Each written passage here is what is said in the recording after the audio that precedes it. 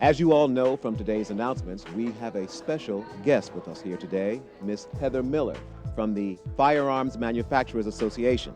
Now, Miss Miller's organization sponsors a wide range of firearms safety programs and has proven quite successful over the years in reducing the number of firearms accidents.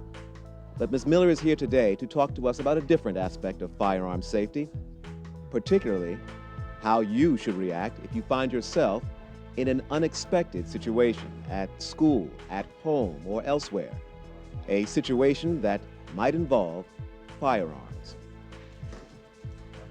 Let's welcome Miss Heather Miller.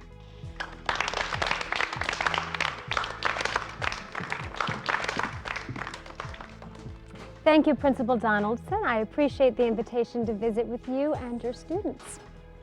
As Principal Donaldson suggested, the firearms manufacturers that I represent do sponsor many programs on how to handle firearms safely and responsibly. But that is not the message I want to share with you today. Instead, I'm here to discuss how to handle yourselves safely and responsibly if you find yourself in a situation, an uncomfortable situation involving firearms. To illustrate our discussion, we have prepared 2 videotaped episodes based on actual true life accounts. Our first segment shows a situation in which any of you could find yourselves. You'll see a young man named John and a young woman named Wendy in a very tough spot. They didn't ask to be put in that situation, but how they react could impact their safety and that of their schoolmates. Let's take a look. No. Hey guys. Hey. Why are you all excited? You guys want to see something sweet? That girl in my math class? Shut up, man, and check this out. I got it off my brother. Oh my god. You crazy? Put that away, man. Relax.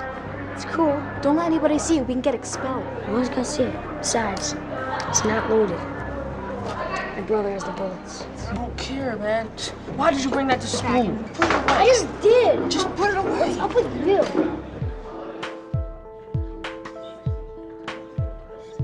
So what do you think our friends John and Wendy should do? How would you handle this situation? Here are several options. I tell my friend to take the gun out of school immediately and never bring it to school again. I wouldn't handle the gun, but I wouldn't turn in my friend. I just wouldn't get involved. I'd get out of there. I'd make some excuse to leave and report the gun to a school official. So what do you think? What's the right answer? Really think about what you would do, not what you think the right answer is. If you found yourself in that situation, how would you react? If you see a friend with a gun in school, there is only one correct response, and John and Wendy know what it is. Let's see what they did. Don't tell anyone. Stupid. Do you know how much trouble we could get in for this? You promise you won't tell anyone. Dude, you're psycho. I'm out. I gotta go too. Whatever.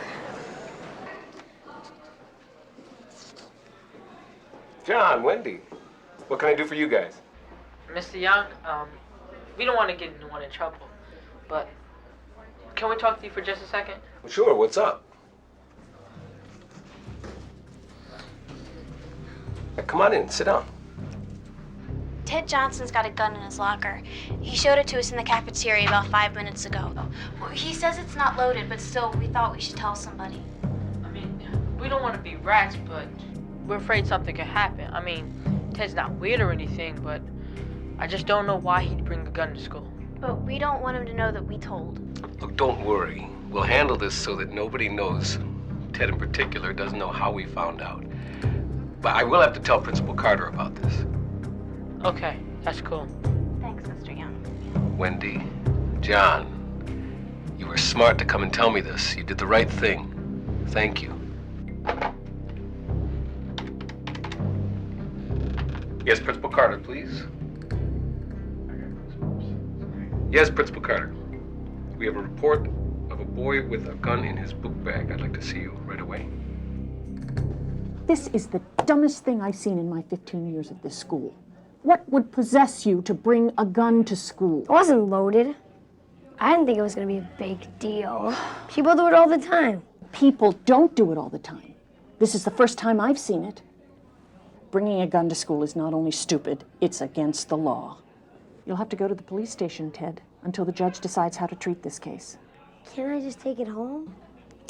And I have no alternative but to suspend you until the Board of Education can meet for your expulsion hearing. But frankly, that's the least of your problems right now, Ted.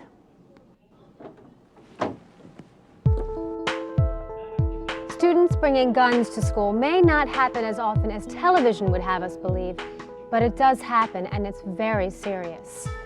You each have a responsibility to yourselves, your friends, and your family to report someone bringing a gun to school or report any threats of violence to the proper authorities. John and Wendy did the right thing.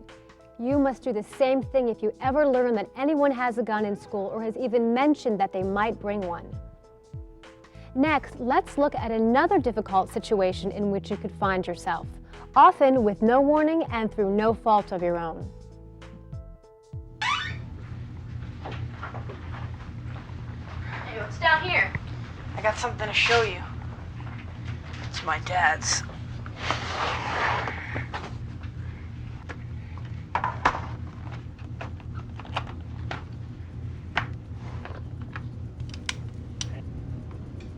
This is stupid. Is it loaded? No, my dad keeps the ammunition separate. Are you sure? I'm sure. The clip's not even in it. Did you put the gun down before your dad gets home? Why? You scared? You scared? No way. Paul, what are you doing? Your dad didn't put the gun down here for us to play with it. Scott and Harris are in a tough spot here. They don't want to seem like wimps to their friend, but they know that Paul shouldn't be handling his dad's gun. What would you do if you were Scott or Harris?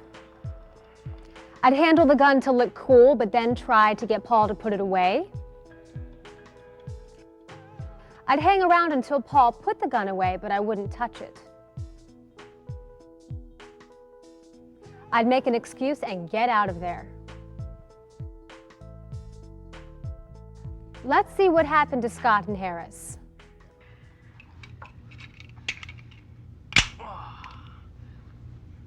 Get that away from me. Hey, I'm gonna go home. Hey, get that thing away. I'm gonna go home and get something to eat. You scared? I'll check you guys later. You leaving already? Yeah, I'll see you tomorrow. Fine. You sure it's not loaded? Yeah, I'm sure it's not loaded. Think I'm stupid? Clip's empty.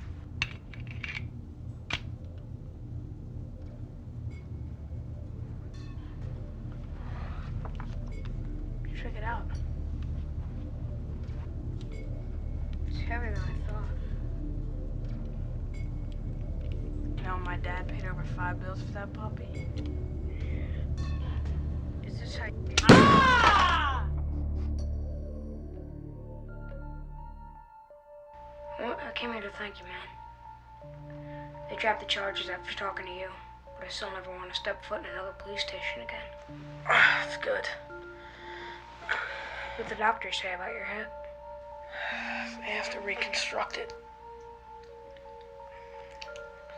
And after a couple operations and some time, hopefully I'll be okay. At least you're telling the 40 can't get any worse. Shut up. Listen, man, we're joking now. But that was a pretty ugly scene. I'm sorry I wasn't more careful. Dude, it was my fault. I shouldn't have taken the gun out anyway. I should have known that there could be a bullet in the chamber even though the clip is empty. Well, at least you're alright.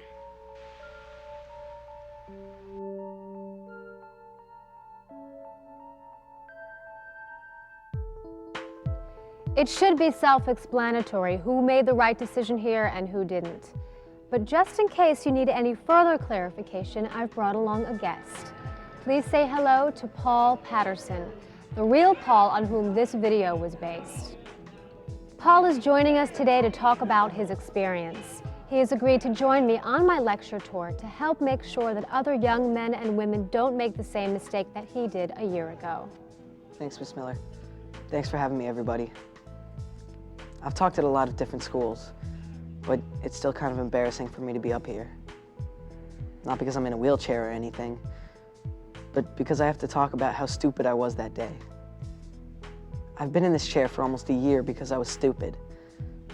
I've caused my family and my friend Harris a lot of anguish, all because I did something that I knew was wrong and that I'd been warned not to do. Why'd I do it? I ask myself that question every day. No, every hour. Was it to impress my friends? Well, I impressed them all right. The video you just saw was of an afternoon that changed my life. Although it's too late for me to go back and undo the damage that I did to myself and the folks who love me, it's not too late for you. It's up to nobody but you to do the right thing around guns. And if you have a friend who wants to show off with a gun, then the right thing to do is to tell him to put the gun away and to leave immediately if he doesn't. You may think it's cool to mess around with guns, but I'm here today as evidence that it's not cool.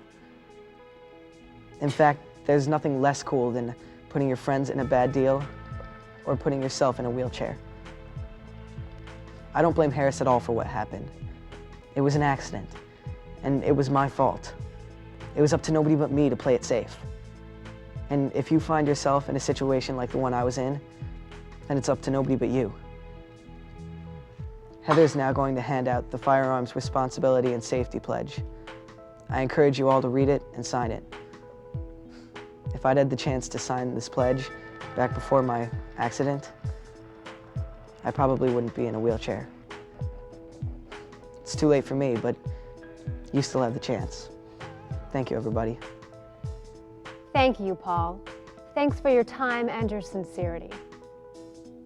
I'd like to thank each of you for listening today. As Paul mentioned, I'm now going to pass out copies of our Firearms Safety and Responsibility Pledge. We hope you'll each sign it as a pledge to yourself that you'll always do the safe and responsible thing around guns. Thanks again for listening.